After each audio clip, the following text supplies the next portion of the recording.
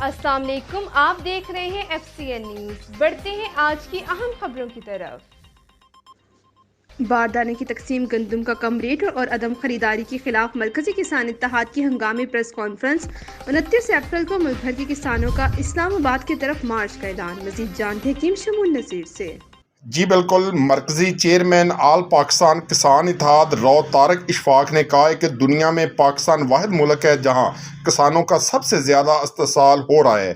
ملک کی ترقی اور معیشت کی بحالی میں اہم کردار ادا کرنے والے کسان آج اپنے اجناس کی فروخت کے لیے در بدر کی ٹھوکریں کھا رہے ہیں۔ ان خیالات کا اظہار انہوں نے وہاڑی میں ہنگامی پریس کانفرنس سے گفتگو کرتے ہوئے کیا۔ اس موقع پر جنرل سیکرٹری رانا ظفر طاہر، ضلعی صدر وہاڑی اعجاز اکبر ہنجرات سمیت مختلف اضلاع سے آنے والے پاکستان کسان اتحاد کے رہنما بھی موجود تھے۔ رو طارق اشفاق نے کہا کہ حکومت کسانوں کے استحصال پر تلی ہوئی ہے۔ مہنگے داموں کھاد خرید کر اپنی فصلوں میں ڈالنے اور خطیر خرچے کے بعد حکومت نے گندم کا ریٹ کم سے کم کر کے کسانوں کی پیٹھ میں چھرا گھوم دیا ہے۔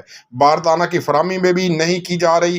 حکومت جو کسانوں کے ہمدرد بننے کا ڈرامہ کر رہی ہے، اس نے اگر ہمارے مطالبات نہ مانے تو ہم سب کسان تنظیموں نے یہ مشترکہ فیصلہ کیا ہے کہ 29 اپریل کو اسلام آباد کی طرف مارچ کریں گے اور دھرنا دیں گے۔ اس موقع پر کسانوں نے اپنے مطالبات کے حق میں نعرے بازی بھی کی۔ جی